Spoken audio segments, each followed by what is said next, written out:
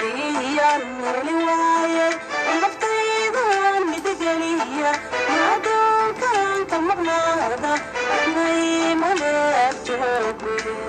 Welcome friends. From today we will make reaction on the Somalis and their practice in terms of songs, dramas and films.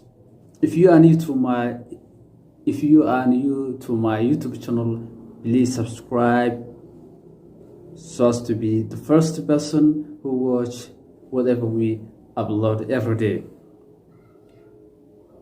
And also like every video posted by us, how you like to become notification for us. The upcoming songs which will be reacted by us include naftaydan midi galiyaa, Should I Knife Myself, and we will inshallah we will share many more videos including films, videos of films and drama. Please subscribe.